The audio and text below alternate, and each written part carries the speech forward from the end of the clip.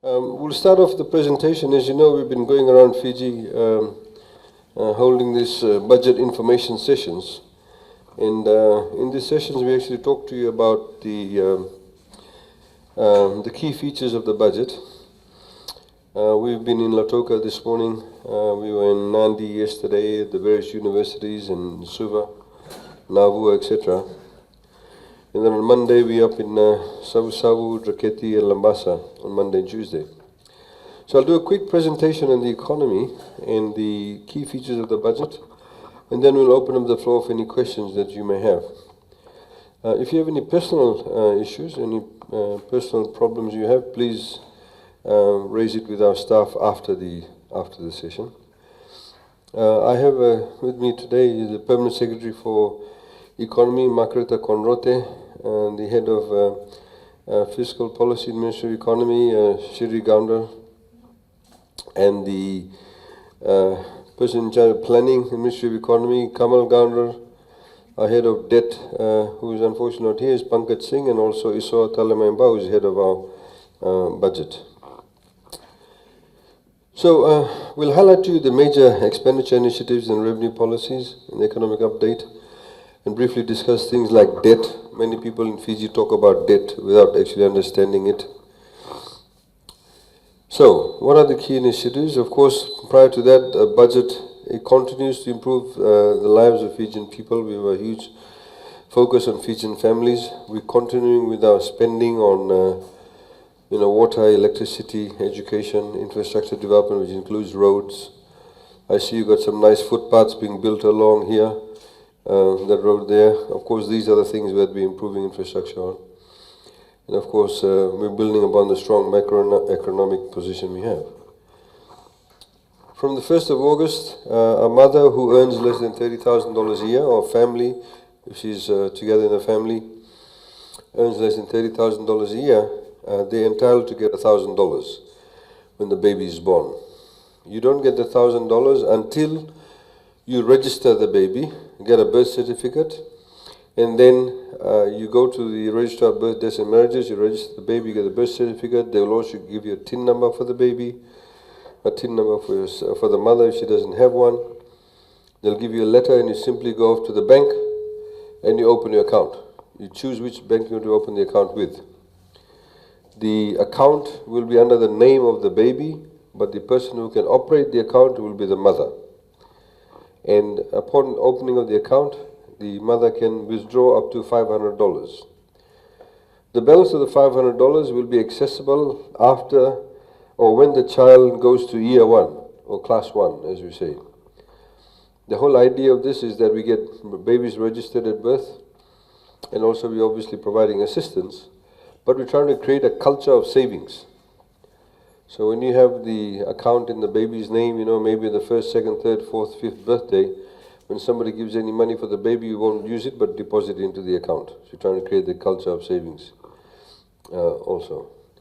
Just by way of interest, a few years ago, we sent out a team to register people who weren't registered. We found something like 24 to 25,000 Fijians who did not even have a birth certificate. Some of them were as old as 45, 55 years old.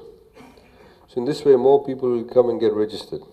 Also, a lot of parents, they register the children only when they go to class 1 or just about to go to class 1 because they need a birth certificate. So they rush around trying to go to the BDM to register the kids. Maternity leave has increased from 84 days to 98 working days, effective from the 1st of January 2019. That, of course, means expecting mothers they get 2 more additional weeks of maternity leave. We've also introduced 5 days of paternity leave. Paternity leave is for fathers of babies. They are now entitled to 5 days leave when the partner or the wife gives birth. And that's paid leave. They also get now, employees are entitled to 5 days family care leave, which means that for example, if my wife gets sick or son gets sick and they go to hospital and somebody's to stay with them, I can take 5 days off to attend to them in the hospital. There are a lot of situations such as that. Normally, under the current situation, people used to take the annual leave. because sometimes people get sick, they will take the annual leave. Now, of course, they don't have to. They are entitled to 5 days family care leave. So you have paternity leave, 5 days family care leave, you have maternity leave, you of course have your annual leave, and you have your sick leave. Somebody did say to me and said, you know, why are you giving all these people all these leaves? They won't actually work as much. But the reality is, and that they might abuse it. But the reality is, when you now give people paternity leave and family care leave, the whole psychology of it is that when they do come to work, they know they have all these entitlements, they'll work harder. That's what we call reverse psychology. But of course, any employer that gives paternity leave and family care leave, whatever salary they pay to them, they can claim it as 150% tax deduction. This is, of course, to help businesses. We're spending over $1 billion in the education sector. You can see over here, that's when free education came into force, and also TELS and Topper Scholarship. Of course, it's increased quite significantly. I'll show you how that $1.035 billion has been spent. Ministry of Education gets $535.4 million. All school teachers in Fiji are paid for by the Ministry of Education. Even though they are faith-based organization or committee-run schools, the salaries are being paid by the Ministry of Education. Free textbooks, free milk, subsidized bus fares, the technical institutions, technical colleges, all of the funding for that comes from that $535.4 million. There's over 10,000 school teachers in Fiji. Of course, they've now got a pay rise, so the amount of there has gone up. We also give higher education institutions a grant. We give them $123.8 million, of which $104.8 million is operating grant to run the universities. We give USP, we're giving them $33 million this year. University of Fiji, 4.2. Fiji National University, which is 100% government funded, $65.1 million. CATD, 600,000. Corpus Christi, Fulton College, Montfort Technical Institute, Montfort Boys Town, Sangam Institute of Technology, and Vivekananda Technical College. These are the amounts they get. We give a capital grant to higher education institutions also. The only one that gets it is FNU. We're building a new campus in Lambasa at a cost of $6 million. Nasino campus is being upgraded. The Coronivia Agricultural School is also being upgraded, and Maritime Academy. We have $90 million to pay for, many of the schools that were damaged after Winston. Some of them have been completed. The final payment needs to be done for them. Also, there were schools that were damaged after Cyclone Josie, Kenny, and Gita. So some of them have to be built, like in places like Kandavu. National toppers, these are the children or students who get full scholarship, $43.8 million they're getting this year. Tertiary Education Loan Scheme, TELS, $205.6 million. That's only for this year alone. The total debt on TELS at the moment is over $700 million. And other scholarships and training, 7.2, and civil services, $2.3 million. We're increasing the number of toppers from 630 to 950. So again, more people can get toppers, which means that they don't have to pay a single cent. They simply have to get the high grades. And most of our scholarships in the toppers goes to science-based subjects. So things like nurses, doctors, engineers, marine scientists, foresters, all those areas. We've included 20 new scholarships. There are certain undergraduate studies that are not available in Fiji. So if your son or daughter completes year 13 this year and they want to become an architect, there's no university in Fiji that has an architecture course, undergraduate studies. None of these subjects here are offered in Fiji. Actuarial science, biomedical engineering, clinical psychology, speech therapies, none of them are available at any of the universities. So we will then, of course, pay for them to go overseas, but there's only 20 positions and more details will be given out in that respect. So there's a total of 970 scholarships. We're also awarding 50 awards for teachers. These are teachers who are already teaching within the system. So some teachers have diplomas only. So you want them to upgrade to degree level. And we are giving them specialist areas we've chosen, and that's in the area of maths, physics, English, information technology, industrial arts, special education, early childhood education.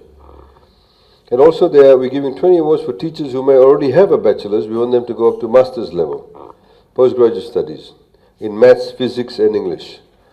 There's a huge shortage of teachers specializing in maths and physics and English. If we go at the same rate today, in about 4 or 5 years, we'll run out of maths and physics and English teachers in Fiji. When I was in high school, we had teachers who were teaching us in high school who had masters in English who were teaching us. Today, if you go to any high school, it's very rare to find a teacher with masters in English that's teaching you. So we want to obviously get back to that position. We're also giving master's courses for postgraduate studies in local scholarships in the area of teacher training, tourism, agriculture, fisheries and forest. And, and again, this is it's not just for civil servants, there's 20 positions, but the other 20 can be for anybody. So even if you work in the private sector, in say in the tourism sector, and you apply, you can actually get the scholarship also. And of course, we've got 10 awards for PhD. Very few civil servants actually have master's qualifications in specialist areas. Some of them have gone and done an MBA, but it's not worth that much in the sense of it's not relevant to the area of discipline. We have been funding, children or students with special needs, disabled children. We're now bringing the allowances to be in alignment with the current allowances that are being paid through TELS. So that's the change. Until recently, of course, if you got TELS, so anybody, for example, any student that leaves high school and they don't want to pay for the university fees, if they have not got a scholarship, we pay for the university fees through TELS. But you can also get allowances, but only if your parents earned $25,000 or less. Allowances like living allowance, all those types of allowances, food allowance. But now we've changed the threshold, so if your parents earn up to $50,000, you still get the allowance. So the threshold was $25,000, now it's gone up to $50,000. We've increased the bus fare allowance for students to $30 a week, because for example, your son or daughter or grandchild may be traveling from Ba to Lotoka every day to attend school, so the bus fare is actually needs to be paid for and catered for that amount. We've now created 30 places for TELS for graduates to get entry into MBBS. MBBS is obviously a degree to become a doctor. There are some people who have done science as undergraduate studies or are pharmacists. So if they want to upgrade to become a doctor, they'll get a lot of cross credits, so we've got 30 places for them to do that too. Now, TELS, of course, stands for Tertiary Education Loan Scheme. You have to pay the loan because it's a debt that's been incurred by yourself. But the reason why we have to pay the loan because we have to ensure that people coming after you also have access to education. Today, 70% of the population is below the age of 40. 50% of the population is below the age of 27. So we have a very young population. When you have a young population, it means they'll make more babies. Young people produce more babies. So we already have a young population, they'll make more babies, so we have to make sure that everybody gets access to education. Some politicians are going around, of course, now and saying we'll make university free. They're not talking about high school or primary school. They're only talking about university. Why? Because university students vote. But it's unsustainable. You cannot keep on paying $300-400 million a year, giving it away just like that. Where will you get the money from? The problem is that many of the political parties, they talk about giving this, giving that, but they don't have to account for it. If you're in a place like Australia and you started campaigning, and you said, I'm going to do this, spend here, do this, put this tax on, they'll actually get you to present your budget. Over here, nobody's presenting their budget. It's only government that's presenting the budget. So, it's nonsense for people to say, we'll make university free. You cannot do that. It's unsustainable.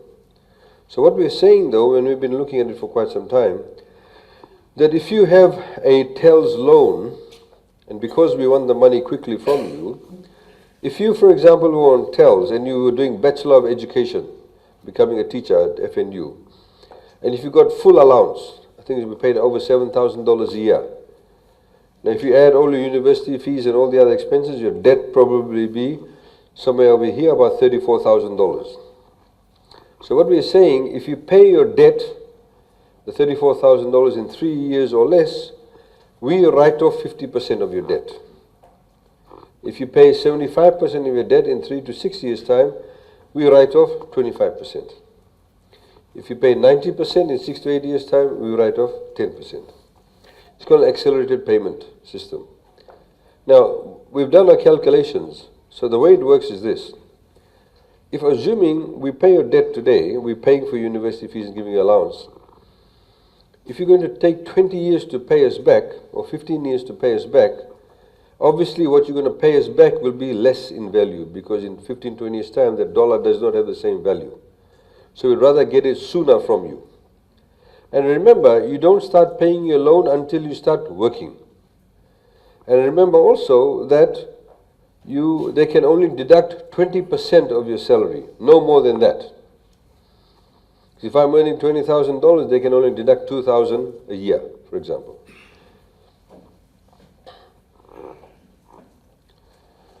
We've got a new Ministry of Housing and Community Development. Of course, we've had a Ministry of Housing. We didn't have Community Development, but now it's been put together. We've had first home buyer system, but now we've refined it. So if you have a first home, you're buying a home for the first time, you earn less than $50,000, we'll contribute $10,000 towards you to buy your house.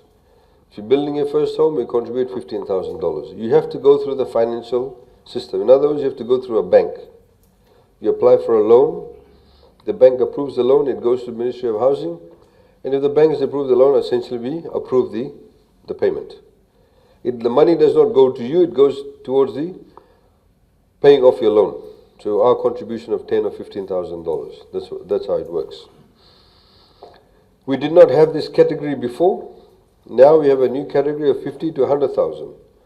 If you earn between that, so for example, there are 2 teachers now because the teachers' salaries have increased. If you have 2 teachers earning, husband and wife earning $26,000 each, obviously they've gone over the 50,000 limit.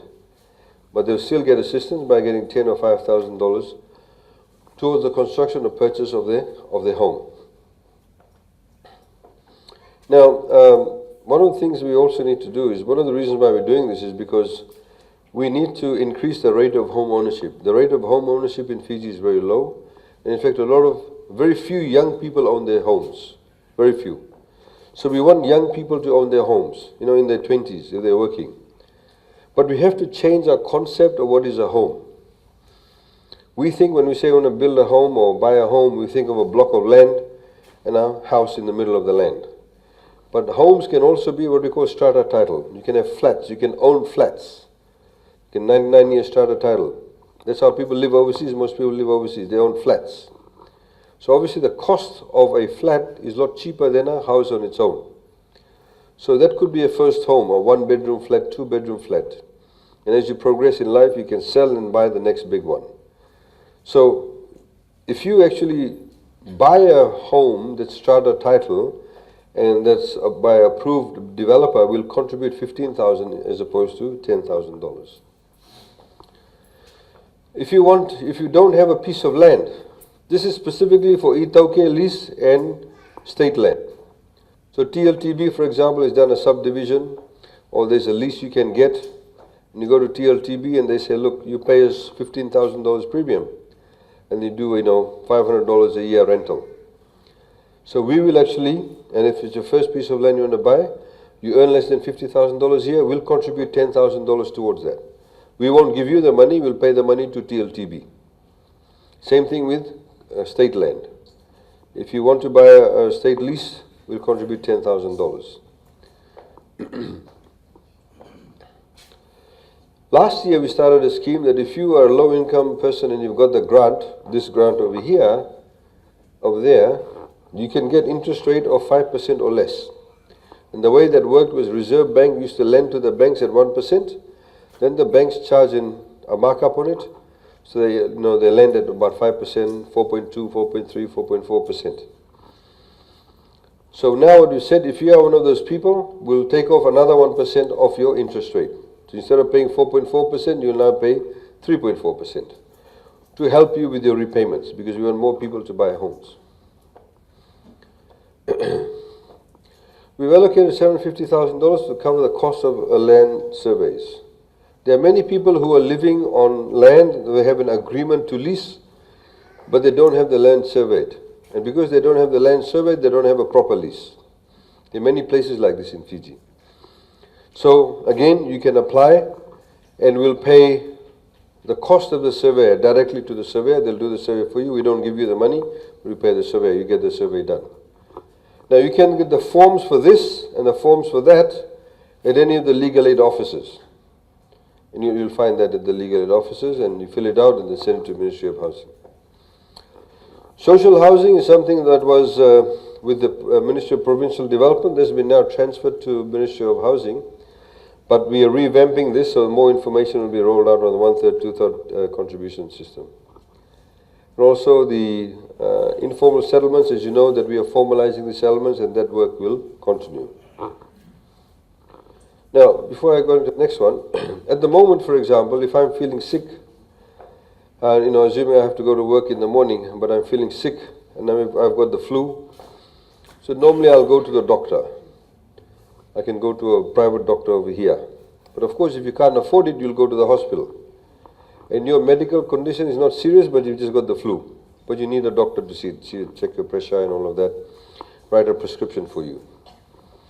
Now, when you go to the hospital, say on Monday morning, there'll be lots of people there. Long queue, it's frustrating. Now, what we're doing, and as they do overseas in many countries, you don't go to the hospital for that kind of condition. You actually go to a private doctor. Now, that's the system we're going to introduce from the 1st of Jan next year. The reason why we're doing that is because obviously we want to put less pressure on the public health system. Only the serious cases should go to the public hospital. So if I've got a chest pain, feel I'm getting a heart attack or something, I'll go to the hospital. Or I've cut my arm really badly, or my whoever it is, cut the arm really badly, need stitching, you go to the public hospital. But for what we call everyday ailments, you go to the private doctor. Now, once you start going to the private doctor, that doctor becomes your personal doctor. That's how they have overseas, what they call the family doctor. So I'll go there, my wife will go there, my kids will go there, they know our history. So 2 years' time, I said, hey, 2 years ago your sugar level was this much, now you better watch it. That's how they have it overseas. We're introducing that from the 1st of Jan. The question, of course, is who's going to pay for it? We've said we'll pay for it. The question then is where we'll get the money from. Now, the answer in that lies with the fact that all employees, I see a few employees over here, by law for the past 20, 30 years, more than that, they have to pay 1% of the total salary bill to FNTC. What do you call the FNTC levy? All employees are supposed to pay that. We collect approximately $21 million a year from FNTC levy. So what will happen from next year, 50% of that $21 million will go towards paying for your visit to the private doctors. That's where the funding will come from. We've also got some funding set aside to encourage people, to encourage doctors to go and set up their practice in areas where there's large population numbers. Last night I was in Korovuto. The Korovuto area where the Sri Vivekananda College is a large area, a lot of people. Not a single GP is there. So the moment we do that, and the doctors know that they will get customers now readily coming, they'll set up their practice over there. You go to Korovo town, there's not a single private doctor. Senganga, Nasarawanga, Nambuawalu, no private doctor is there. So we've got actually funding now, so we'll fund people to go there, and of course they'll get a ready-made clients, and that'll be you who'll go and visit them.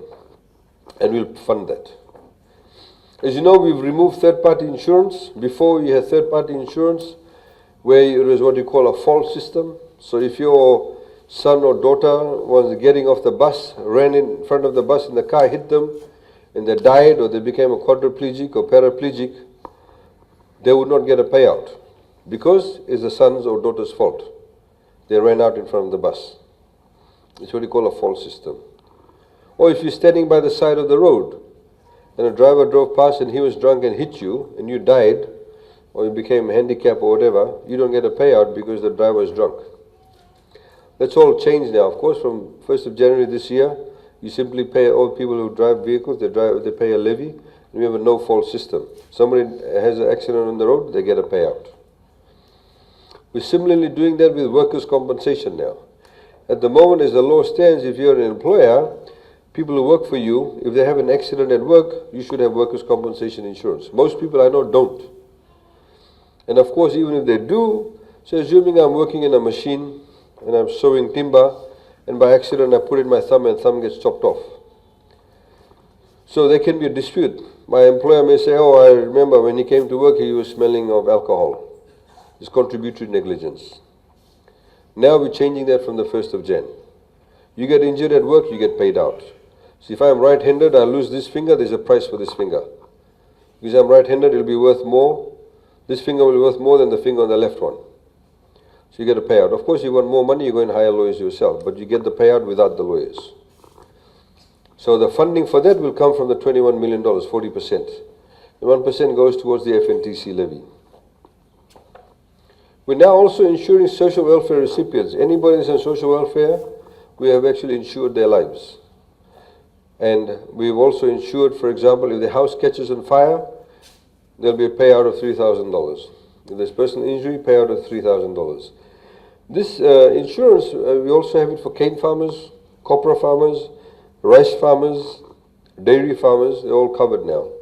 So we extended it to social welfare recipients. We as government obviously are covering ourselves too. You can imagine if somebody's on social welfare and their house catches on fire, who will they come running to? To us. So now, because we've insured them, we'll simply take the insurance money and pay it out to them. And we've also covered the civil servants and members of disciplined forces. We are working very earnestly with the World Bank to get insurance for cyclone and flooding, and also for crop insurance. You know that we had home care, we had help for homes. Of course, many people applied who should not have applied. Many people got a payout who shouldn't have got a payout. Now what we're doing now is trying to get insurance cover and work under what we call parametric insurance. We've got $1 million allocated to pay for the premium. So assuming this is Fiji, and the cyclone sort of starts from here and goes that way and then goes on the other end and goes out, only people that's covered under the path of the cyclone will get the insurance payout. Because we cannot keep on doing it every year, the way we're doing it. Home care costs us $110 million. Help for homes costs us $125 million. That's a lot of money. You have a cyclone every year, you can't keep on doing it. So we're trying to cover ourselves through insurance products, and hopefully they'll get covered, and we hope to get that product out very soon, before November. We're spending a lot of money on digital revolution. Of course, now you can watch free-to-air television on your phone. Those of you who haven't done it, you can do it. Download the app. Already 80,000 people have downloaded the app. You can watch your television here, all the 8 channels.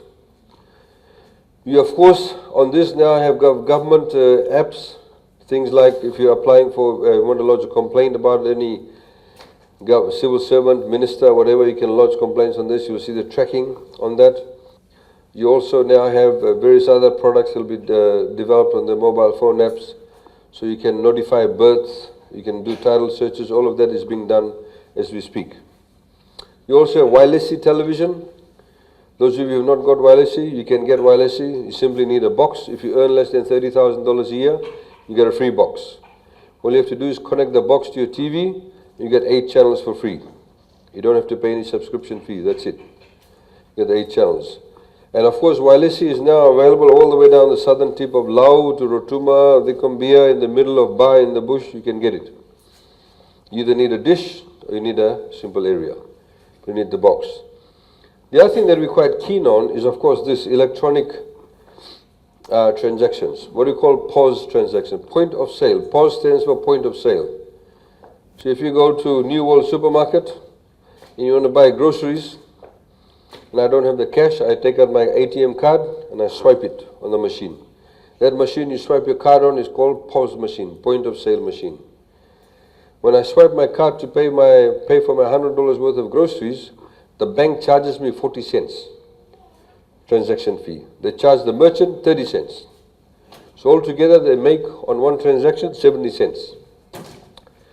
We've had discussions with the banks. From the 1st of Jan, there won't be any more fees for customers. But at the moment, the merchant gets charged 30 cents. We're working on them to try and reduce the fee, to reduce it from 30 cents to perhaps 5 cents or 10 cents. The less fee they have to pay, more shops will want to keep those machines. And having those machines obviously is good for a number of reasons. It stops you from having to carry cash. You can just simply use your card. I can go to New Zealand and buy a bottle of water on my card, using my card. In Fiji, they won't allow you. They say, go away. Minimum purchase $10. So we need to change the culture. The shopkeepers need to change their attitude. But if you reduce the fees, more of that will happen. Now, the other important point, of course, is this. When we pay money, or when we pay for transactions through electronic means, the money stays in the system. Right, so if I'm, for example, paying New World for my supermarket, I've got an ANZ account. Assume they have a Westpac account. When I swipe and pay and put my PIN number, my $100 goes into his bank account immediately. So if everybody came to his shop and paid electronically, guess what he doesn't have to do? He doesn't have to do any banking. It's already banked. That's number one. Number two, when the money stays within the system, in other words, we physically don't take it out, the banks have a lot of cash. We're simply moving money from one account to the other account to the other account, which means there'll be a lot of liquidity. In other words, when there's a lot of cash in the banking system, the cost of that money comes down. When there's a lot of liquidity in the banking system, when I go to borrow money, the interest rate will be lower. But when everybody takes out cash from the banking system, there's less cash. So you want to borrow cash, the banks will say, I've got less cash, I'll charge you high interest rate. So it creates liquidity within the system. So that's why electronic transactions is very important. Of course, I'll also know how much money is made for the day. So I'll know how much taxes he needs to pay. That's also important. Everybody pays their taxes, we'll do much better. Health and medical services, of course, we're building health centers. You saw the Honorable Prime Minister in the middle of Naitasiri recently, opening a health center. We're building a hospital in Kayasi. Kidney dialysis, a lot of people have turned this into a political issue. There are more people in Fiji who die of heart failure, cardiovascular problem than any other problem. There are so many people who have had open heart surgeries or need open heart surgeries. If today any one of us had a heart attack, there's not a single Fijian doctor in Fiji that can carry out open heart surgery. Not one doctor. That's why people go to Australia, New Zealand, India. It's a huge burden. But the issue of kidney dialysis has been politicized. We're opening up, two dialysis centers. Dr. Krishnan, who's the only nephrologist in Fiji, and indeed in the South Pacific, nephrologist is a person who specializes in kidneys, kidney specialist, says there's only about 600 people who need perhaps access to kidney dialysis. Nonetheless, even though it's a lower risk, death illness, what we have said, we will subsidize 50% of your cost if you earn less than $30,000 a year. Free medicine will continue, but this time around, normally under the free medicine, we normally give the pharmacy the stock and then they give it to you when you want free medicine. I'm talking about private pharmacies. Now what will happen is that we will work out with the pharmacies where they give the medicine out and then they invoice us. And then we'll pay them. We're doing a public-private partnership for Ba and Lautoka Hospital. Now, the idea of getting a public-private partnership is to ensure that the current medical services we offer, we cannot wait for some Fijian doctor to qualify to become a cardiac surgeon. It can take 10, 15 years. We can't wait that long. So we need those type of doctors in Fiji now. So the way to do that is to encourage through a public-private partnership. So Fiji National Provident Fund has agreed. The government of Fiji, through the International Finance Corporation, is going through a tender process.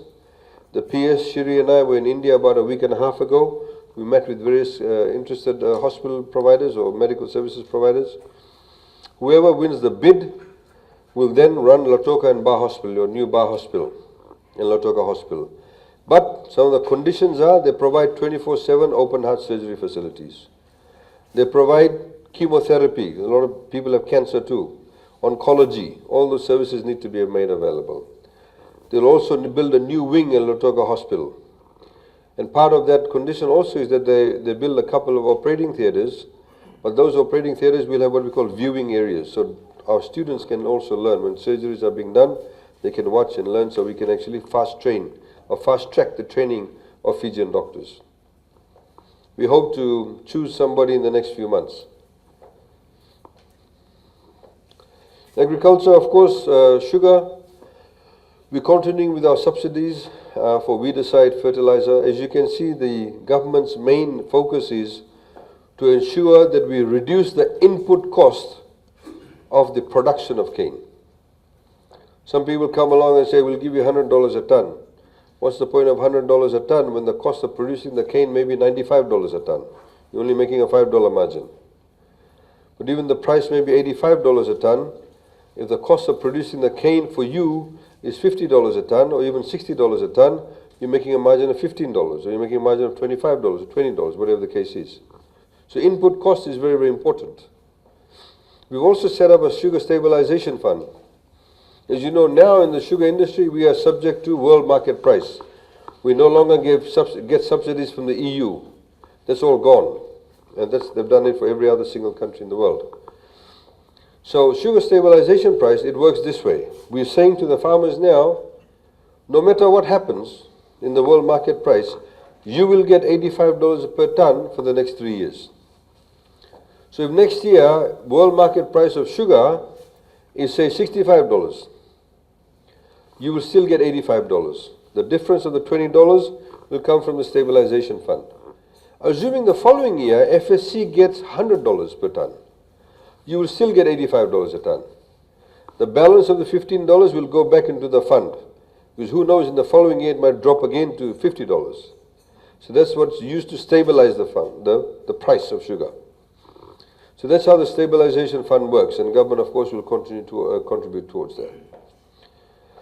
Agriculture has received a budget increase of about $10 million. The local goat meat industry, we're quite excited about this. At the moment, of course, there's no organized structure to the goat meat industry. In fact, there's no goat meat industry as such. As you know, the access to chickens, like frozen chickens, a few years ago, we did not have frozen chickens. You went to a farm, you got a chicken, you kill the chicken, peel the feather and all of that. Now, most people, when they want to eat chicken, they go to the supermarket, buy number 13, number 14, whatever it is. That's what they do. Now, Crest changed the whole ball game in the poultry industry. Of course, Rooster now has come into the play. Now, the way Crest and Rooster work, they don't grow all the chickens. They also go out to villages and farmers and say, look, we'll give you 100 chicks, you grow it, we'll buy it from you at this price. That's how the system works. But they do all the value adding. You simply give them the chickens, they do all the plucking and the cleaning and the freezing, the packaging, and you go to the supermarkets and you get it. We don't have a system for goats, and we need to do it. Most people in Fiji who are not vegetarians eat goat meat, and goat meat is a lean meat. It's obviously healthier than other meats. So what we want to do is set up a goat meat industry, which will mean, for example, there's one farm between Ba and Tabua, they've already got 1,000 goats. They also want to give out small kids. Kids are baby goats. Give out kids to villagers and farmers and say, look, we'll give you the kid in 18 months' time, 2 years' time, however long it takes to grow the goat. We'll come back and buy it from you at this price. So they're assured of an income. And then, of course, they'll kill the goat, they'll freeze it, they do the value adding, seal it. Next time you go to New World Supermarket, you'll have goat meat there. Fijian goat meat. Either chilled or frozen. We have TB and brucellosis in our cattle. And the way we're dealing with it at the moment, assuming if this is the farm, one farm, and these 2 cows have got TB, we kill the 2 cows. Right? What they do in New Zealand, if this is the farm, Even though there are two cows that have got TB, they'll kill the entire stock. They kill the entire stock, they repasture the farm. That's the only way you can get rid of it. By killing one or two here and there, it doesn't make a difference. It continues. That's what we intend to do. Civil service reform continues. They're going to get performance management appraisals, and of course the payout will be made in January but backdated to August. People who work for provincial councils and Itoke Affairs Board, their salaries had not been reviewed. So they've now been reviewed in alignment with the civil service reforms, so they've been given pay rises, and we have of course provided an additional grant for that. STT and ECAL, Service Turnover Tax and Environment Climate Adaptation Levy, that's what ECAL stands for. That's only payable 10% and 6% if you go and watch a movie at a cinema, if you go and stay at a hotel, if you rent a car, if you eat at an expensive restaurant, and that's it. If you go and use the services in those areas, then you pay STT and ECAL. Now what we've done is when we introduced this last year, we said by law, any money is collected from this amount, from this tax, government has to set the money aside and only use that money for environment and climate adaptation measures. Normally when government collects funds, it uses it whichever way it wants based on the budget. But for the monies collected in the STT and ECAL, we have to spend it only in those areas. And by law, we have to publish it. Most of it is collected through tourists because they're the ones who stay at the hotels and eat at the expensive restaurants and hire the rental cars. Of course, more locals go and watch movies in village and other places. You don't have a cinema in Bar, right? So you don't have to pay for it.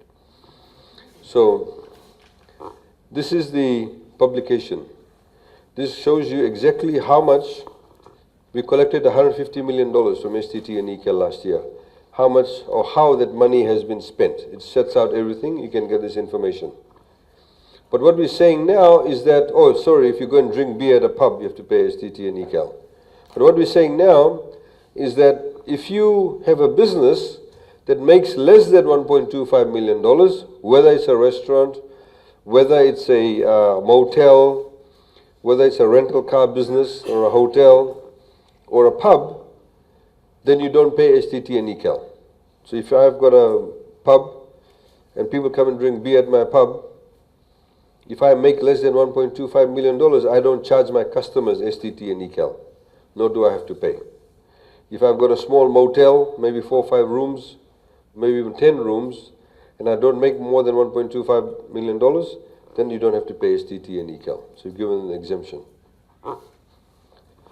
As I said, of course, 150% tax deduction for employers on paternity and family care leave. If you're an employer and you train your staff whilst they're working for you, any costs you incur whilst training your staff, you can claim 150% tax deduction. You can do that now because we want you to train your staff, continuously train your staff. If you're a company that does research, development in ICT and renewable energy sectors, you get a 250% tax deduction. We've also, ICT has got enormous potential for us. So, anybody that invests in the ICT sector, in all of these areas in ICT, then you get various tax incentives also. For those of you who own buildings in Bartown, if your building is run down, please invest up to $1 million. We'll give you 25% investment allowance. If you go to many parts of Suva and all of that, you see the buildings look very ugly and old. They need upgrading. They don't have disability access. So if you do invest, we give you 25% investment allowance. Next year in May, Fiji is hosting the Asian Development Bank meeting. It's a big honor for us. It's the first time it's coming to the South Pacific. 4,500 people will descend upon Nandi for 1 week. So if you want to contribute towards the hosting of that, if you contribute $10,000 or more, you get 150% tax deduction. If you bring in electric buses, 55% capital deduction. You set up electric charging stations, you get also capital investment qualifications you get, and 5% subsidy, you get for that. We are currently working to get electric buses also, but we encourage private sector people to bring in electric buses. A few years ago, the duty if you brought in apples and oranges and grapes and all of that used to be 32%. We brought it down to 15%, then we brought it down to 5%, and now we've zero-rated duty to make these, exotic fruits more cheaper for you. And hopefully New World will reduce the price too by another 5%. Tea, the duty has been reduced from 5% to 0% also. No more duty on tea. We put in an excise duty on carbonated drinks. The Coke and things you drink. A lot of people drink that. We have a high rate of diabetes to try and discourage people. But what we found, businesses started importing cheap carbonated drinks from overseas. So we put in a $2 per liter duty on it. Cigarettes and alcohol, of course, gone up by 15%. Plastic bags, of course, there's a levy now. It's gone up from 10 cents to 20 cents. If you go and shop at New World, if you go and shop at a pharmacy, if you go and shop at a service station, when you get the plastic bag, you have to pay the levy. But of course, if you go to the market and buy a choraya or bele or whatever, they put it in the plastic bag, they don't charge a levy, because levy is not charged at the market. But what we are saying, from 2020, single-use plastic bag usage will be completely banned. Plastic bags cause a lot of problems for us, enormous problems. Apart from the fact that it clogs drains, if you go to mangroves, it's all clogged up with plastic bags. Tourists come to Fiji because they think we're a very clean environment. Try walking along Suva foreshore line on a morning. You see what kind of plastic garbage we have there. In fact, I was just noticed again today, the wonderful 4-lane road that's built before the airport all the way to Namaka and Matintar. All those nice bougainvilleas that are planted there, you go there, you see it's all stuck with plastic bags. People just throw it gets caught there. So nice flowers have been covered by plastic bags. So you've got 2 years now to notice. We've given you notice, no more plastic bags in 2020. Use the joli, that's what people used to use before. The usable bags. A lot of the women's organizations over here from Ba make those bags. You'll give them business too. We brought about a law a few years ago that you could not bring in cars that were more than 5 years old. What we found that car dealers are now bringing in cars that are like 4 years and 11 months old, 4 years and 10 months old. So the reason why we did that was, of course, we wanted more younger vehicles to come. When you get younger vehicles coming in, they have better technology, because every year technology is changing. When you have better technology, you have greater fuel efficiency. When you have greater fuel efficiency, that means you don't have to spend that much on fuel to go further. It also means the carbon dioxide emissions are less. So what we've done in order to entice people to bring in younger second-hand cars, we've said, if you bring in a car that's 2 years or younger, instead of paying 32% duty, you'll pay 15% duty. So we've halved it. If you have a taxi, again the duty is half for you, so they pay 7.5%.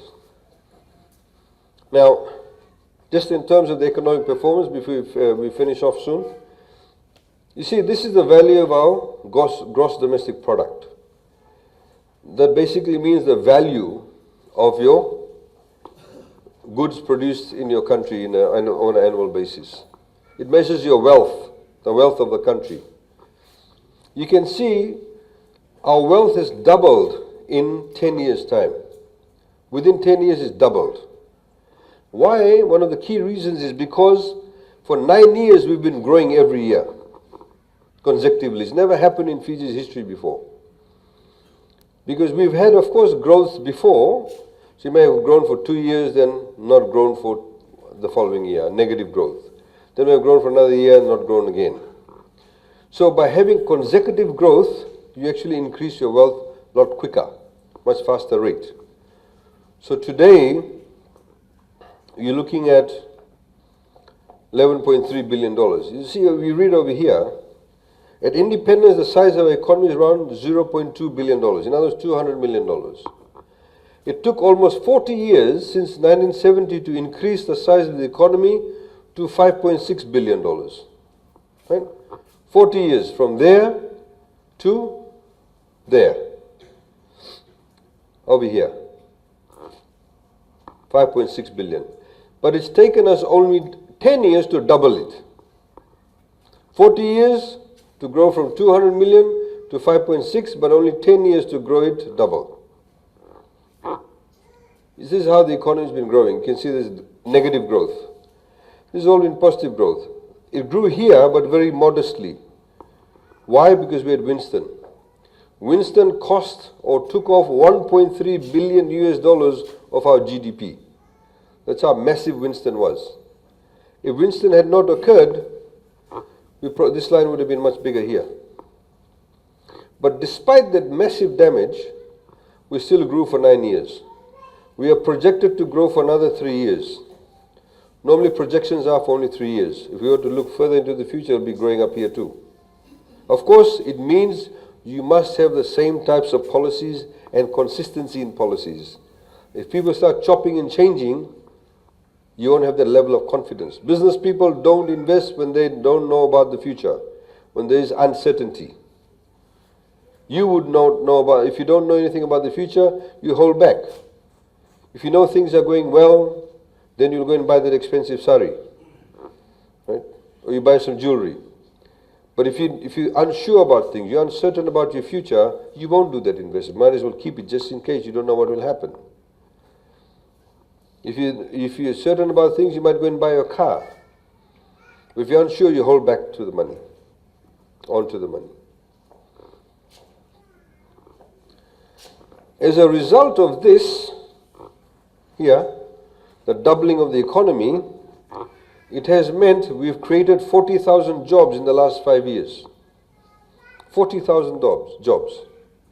Our unemployment rate today is 4.5%, the lowest it's been in the past 20 years.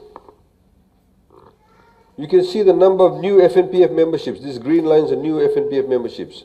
In 2017 alone, we had 20,795 new FNPF memberships. In other words, new members means new employees.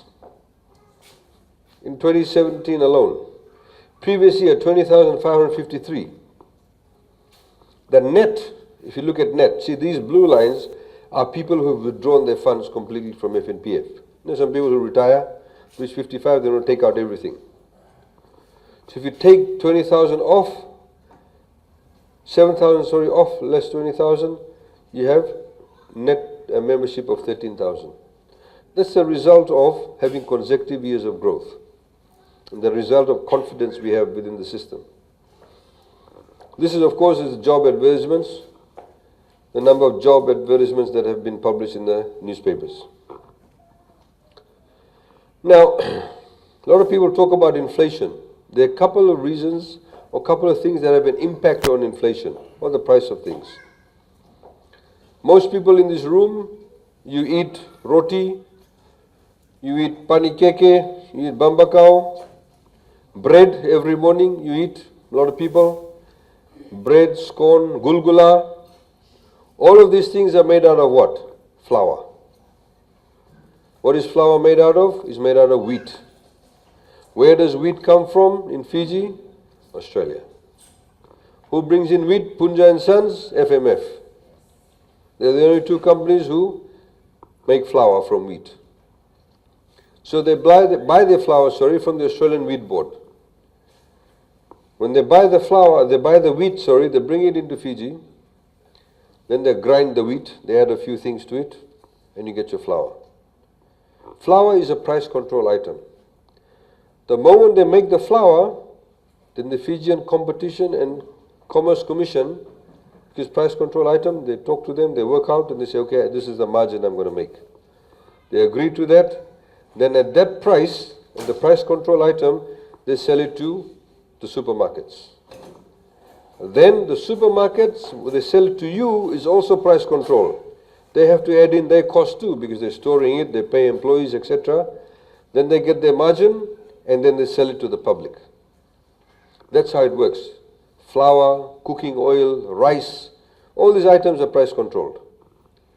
But the input of it, the input cost, we have no control over.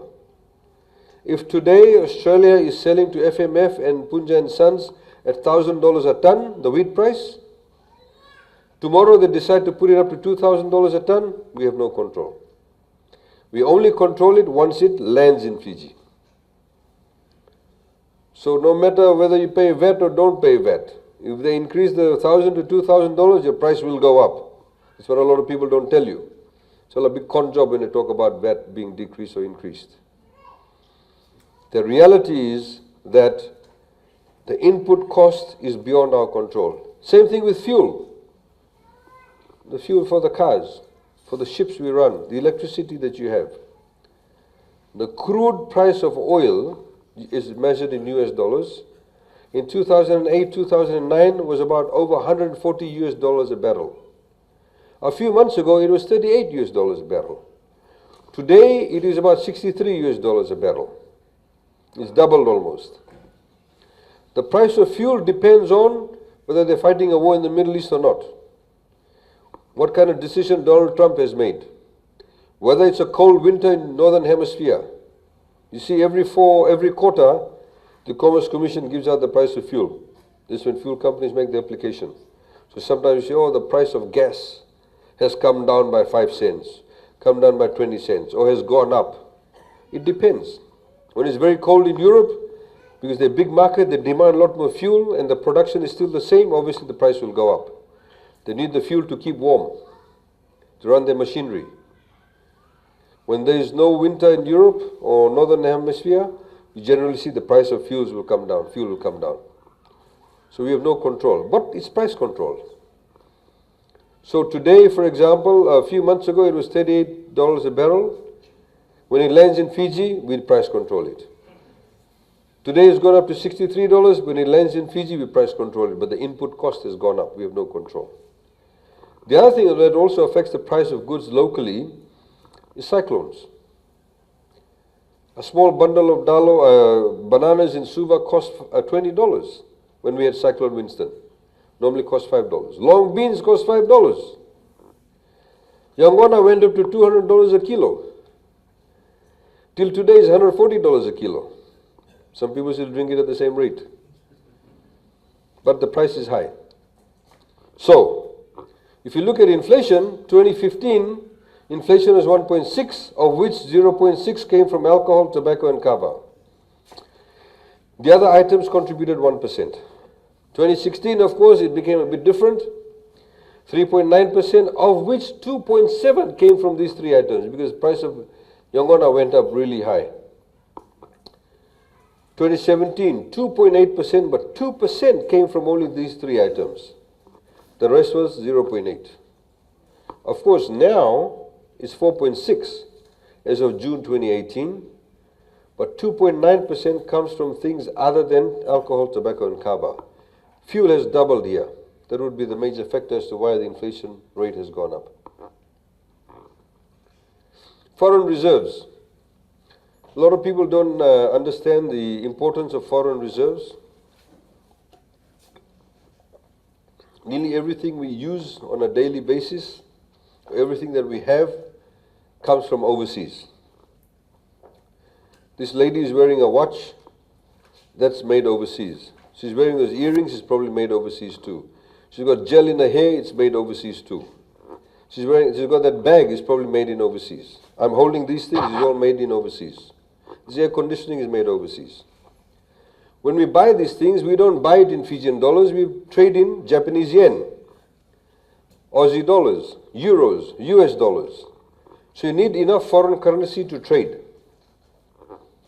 International, this is the number of months. International benchmark says you should have at least 4 months worth of foreign reserves to be seen to be stable, or it's a good position to be in. You can see over here, 2006 we had only $515 million. Today we have $2.1 billion in foreign reserves. Now, one thing I have to say, even though we have a healthy, much larger sum of foreign reserves compared to what we had, we also note that our ability to last a number of months has actually decreased too. Why? Because as we get richer, there's more pressure on our foreign reserves. When people get a pay rise, what do? They might go and buy a second-hand car. You need Japanese yen. I get a pay rise, I might feel happy and go and buy my wife some perfume. I may buy a new watch. Today, everybody through rural electrification program, nearly everybody gets connected to electricity on a daily basis, somebody somewhere. The moment they get connected to electricity, what do? They buy a fridge. They buy a washing machine. They buy a TV. They may buy a microwave machine. They buy a phone. All of these things are made overseas. So as we get wealthier, we get access to these kind of services, we'll have more demand on foreign reserves. So over here, 2010, you had $1.3 billion, but if you take a line straight across here, it gives you about 4.8, 4.9 months worth of trading. Over here, even though we have $2.1 billion, it's giving us 5 months worth of trading. So we have to be mindful of that too. But that's the healthy position that we are in. A lot of people talk about debt in Fiji without understanding debt. Debt has been very highly politicized. There are two ways of measuring debt. One is what we call the dollar value of the debt. So I can say, this lady may say, I've got a $10,000 debt. She may say, I've got a $1 million debt. She may say, I've got, $500,000 debt.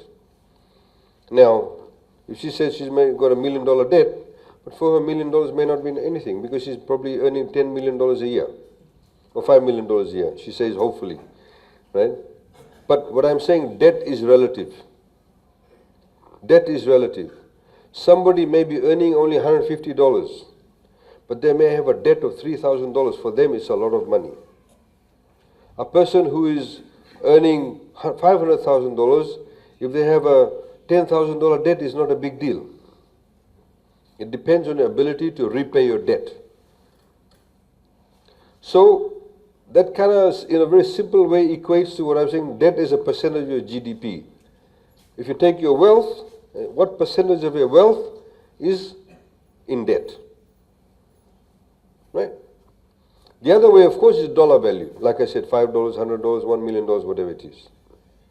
Now, nearly all governments in the world run what we call fiscal deficits, budget deficits. All governments in the world, almost 99%, spend more than what they collect. Generally, a business is not going to do that because the business will want a rate of return. When we connect somebody to electricity, they don't pay us money for it. We actually pay for them to be connected. We may spend $40,000, and we are doing that, to connect 5 homes. But what we are getting in return is that those people now have electricity. If they are fishermen, maybe now they can have a fridge to keep the fish. But a business is not going to do that. This is why, for example, you go to certain parts of Fiji, there's no mobile network coverage. Because the mobile phone companies will say, I'm not going to put a big tower that's going to cost me $700,000 and there's only 5 homes there. They're not going to make that many phone calls in 20 years to give me back my $700,000. So they don't do that. That's where we have to step in and get them to put the tower, and we give money for them to do that. The Ratu Mara government borrowed money to run government. Dr. Bavandra came in for 4 weeks, unfortunately, and he would have had to pay the Ratu Mara government debt. He may have incurred debt in 4 weeks. Then you had the Rambuka government from 87 to 1999. He would have to pay the debt of the Ratu Mara government and any debt incurred by the Bavandra government, but he also incurred debt. Then you have the Chaudhry government. They incur debt, but they have to pay everybody else's debt. Then you have the Garase government. They borrowed money, but they have to pay everybody else's debt. The Ratu Mara government debt, the Bavandra government debt, the Rambuka government debt. Then the Beni Marama government came in. They have to pay everybody else's debt. By this stage, probably Ratu Mara government debt is paid off because generally governments take a loan for about 30 years. But they have to pay everybody else's debt and they incur their own debt. Then you have the Fiji First government. They pay everybody else's debt, but they also incur their own debt. When the Beni Marama government was appointed in 2007, at the end of 2006, the total debt was $2.8 billion from the previous governments. That was the debt the Beni Marama government inherited. They, of course, have now incurred debt themselves. The total debt we have is $5.1 billion Fijian dollars. That's the total value of our debt. But as a percentage of GDP, our debt levels are decreasing because we are getting wealthier. So the percent of our debt is getting less. It's in the same way. If you go to the bank, you earn $30,000 and you say, I want to borrow $750,000 or $1 million, the bank may say, sorry, you can't have that because you don't earn that much. But if you're earning $750,000, you want to borrow $1 million, they'll give it to you easily. The percent of GDP is the example I use with the high school children is this. So assuming I have $100 wealth, I go and borrow $20. You'd say my debt to GDP ratio is 20%, 20 over 100 is 20%. Then assuming that I decide to lash out and borrow $50, but my wealth has increased to $500. So I borrowed 2.5 times more than what I originally borrowed, which is $50 as opposed to $20. But as a percentage of my GDP, it's come down to 10%. 50 over 500 is only 10. Now, one thing good about all the Fijian governments, we've never defaulted on any loan. So no matter which government took out a loan, the subsequent governments have always paid everybody else's debt, which is a good place to be in. Let's look at other countries. Japan's debt to GDP ratio is very high, 239.2%. Singapore, 112%. USA, 107.4%. Canada, 92.3%. This is where we sit, 47%. We put island countries here so you can see where we sit with the island countries. Nobody says America is in trouble. Nobody says Japan is in trouble. Nobody says Canada is in trouble. Everybody thinks, oh, great place to go. I want to migrate there. Then the same people say, hey, Fiji, you got too much debt. They don't know what they're talking about. Look at it in dollar terms. Japan's total debt is 11.8 trillion US dollars. That's the level of debt. You can go and Google this, you'll find this everywhere. This information readily available. Singapore's debt is $332.7 billion. USA is the most debt-ridden country in the world, 19.9 trillion US dollars. That's their debt. Canada, $1.4 trillion, etc. Fiji is 2.47 billion US dollars, which equates to about 5.1 billion Fijian dollars, which I highlighted to you earlier on.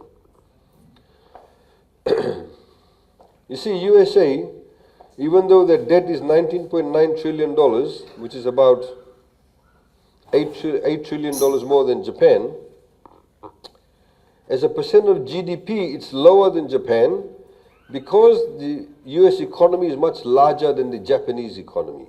That's why. So Japanese economy 11.8 trillion, percent of GDP is 239.2%.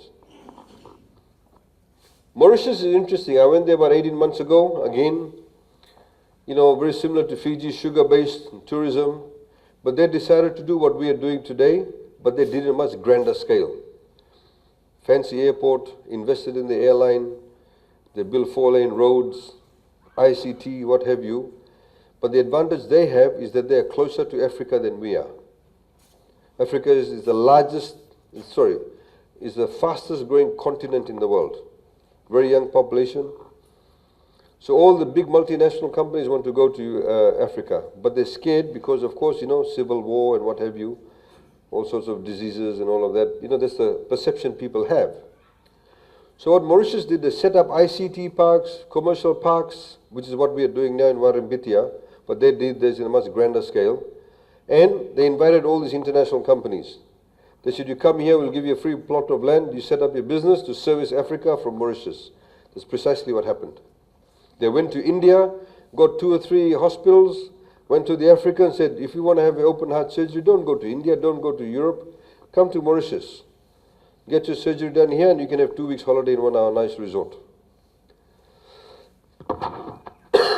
So they expended a lot of money, $7.5 billion. Excuse me.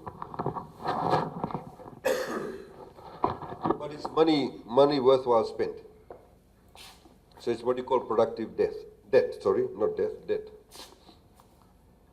Now, recently Ramboka said that Chinese are going to take over Fiji. It's a very stupid statement to make, actually. It's undermining the economy. We have not mortgaged anything. We borrow money from organizations. The government has a mix. So of our total debt portfolio, 70% of our debt is onshore. We borrow from insurance companies, banks, local banks, FNPF and what have you. We issue treasury bills. But 30% of our debt is offshore. We borrow from entities outside Fiji. So we like to keep that mix 70-30. So you can see over here, 29.7% of our debt is offshore, external debt. 30% is onshore. Of the external debt, these are the people we owe money to. Asian Development Bank, 348.5 million. International Fund for Agriculture, 2.2 million. World Bank, 148.6 million. JICA, which is Japanese International Cooperation Agency, 11.5 million. Exim Bank of China, 516 million. Global Bond, $416.2 million. When governments borrow from other organizations, we simply give a government guarantee. We don't give a mortgage. Right, so if I go to a bank and I want to borrow money to buy a house, the bank will give me the money. They say, I'm going to mortgage your house. In the event I default, they seize my house, they sell the house, and they get their money back. We don't go to the Exim Bank of China and say, you lend us the money, you can have this road as a mortgage. Or you can have this port as mortgage. We don't do that. I can tell you what we borrowed the money for. There was one debt owed to the borrowed from the Exim Bank of China by the Garase government to build this ICT office or building in near Berkeley Crescent. The Bainimarama government borrowed money from the Exim Bank of China for 7 projects, and I can tell you what they are. We have not borrowed from the Exim Bank of China since 2012. The first project was the tar sealing of the road from Nambawalu to Draketi, tar sealing of Buddha Bay Road, tar sealing of the Savani Seria Road in Naitasiri, tar sealing of the Singatoga Valley Road, tar sealing of your moto here, the road and the bridge, the fancy bridge you have now, the building of the public rental housing in Rewai, and of course the Housing Authority subdivision in Tadirua. They are the 7 projects for which monies have been borrowed. And of course we're doing the repayments. So it's very silly. So this is why I'm saying that, we continuously say this. We should not politicize our economy because it undermines confidence. When you have supposedly a person of a political party as a leader going around saying things, what kind of signals are we sending to overseas investors? What signals are we giving to our development partners? It's very irresponsible. Just to score cheap political points, they want to undermine our economy. And a lot of people in Fijian politics actually have only been focused on non-economic issues. What they really should be thinking is fundamentally every single person in this room wants to improve their economic well-being. That's what people want. They want to be in a much better position. And the only way you can do that is to ensure that we have a strong economy. The fundamentals of the economy are in place. That's what really matters at the end of the day. So we should not be undermining it no matter at any cost.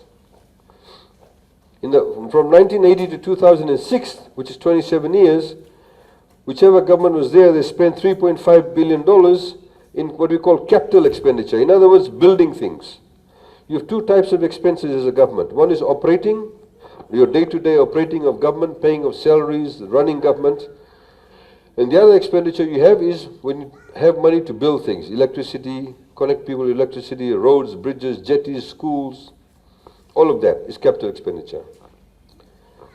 From 2007 till now, we've doubled the amount of money we spend in capital expenditure. But what is really interesting is this.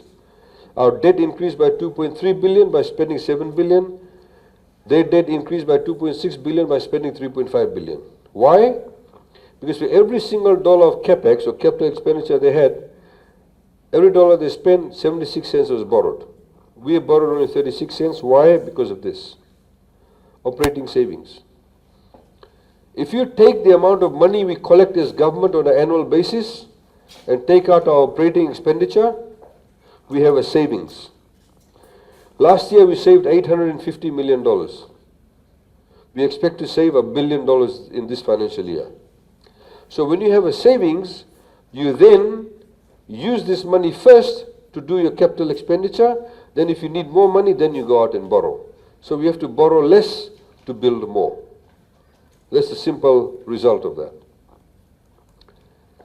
This just simply shows that we spend 40% of our budget on capital expenditure. So, ladies and gentlemen, very family-focused budget.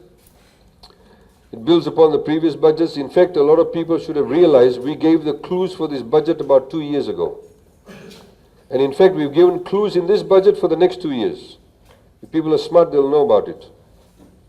But people are so non-focused, they don't see it. Of course, the economy is going for 9 years, and the fiscal position remains strong. If you go to our website, every single thing that I've said, all the information is there.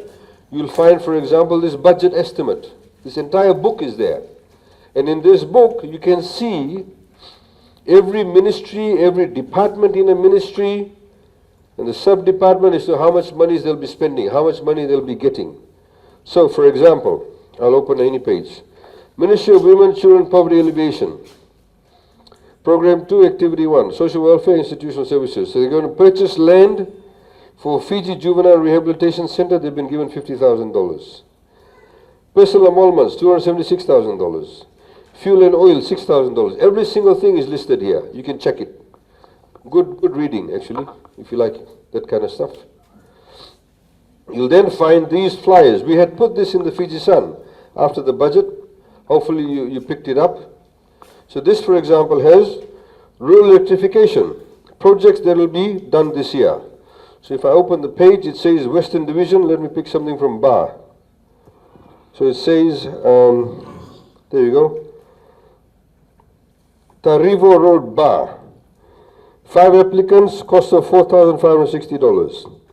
Vatia Ba, 11 applicants, cost of $406,091. Epi and 4 others. Nakorokula, Singatoka, 5 applicants, $36,497. Harry Charan and Sanjay Prasad. Vunakavandrawa Subdivision, Koravuto, Nandi, 13 applicants, $34,1111. Every single thing is here. These are the people who get connected to electricity, the whole list. I've had people call me up, say, hey, my name is there, when is it getting done? Done it for previous years. So that's there for rural electrification. Then we have roads for Fiji Road Authority. Where will be the major roads done? Water Authority of Fiji. Where the water tanks are going, who will get connected to what. Then of course we've got social services, infrastructure, economic services, general administration. All of that you'll find on the website. Every single piece of information is there. Please read it, become better informed, because of course there's a lot of people going around and telling all sorts of things. You should read it yourself and find out for your own self. You know exactly what the truth is. So, ladies and gentlemen, I'd now like to open up the floor for any questions you may have. If you have any personal issues, I know some people have come here for personal issues. We're not going to deal with that now. At the end of this meeting, we've got some staff there. You need to take your matters up to them there, tell them the problem. We can discuss it then and give you phone contact details, etc. But this is for the purposes of the budget. We also have for you, if you want, what I've just given you, the packs, they're all available here. The packs are available. Please take one each per household. And also the ECAL flyers are there. You can take that should you wish to do so. Okay, we've got somebody going around with a mic. If you have any questions, anything, please don't feel shy to ask any questions. Nothing is too difficult or too silly to ask. But like I said, if you've got any personal issues, we'll deal with it at the back of the room after the meeting. Thank you.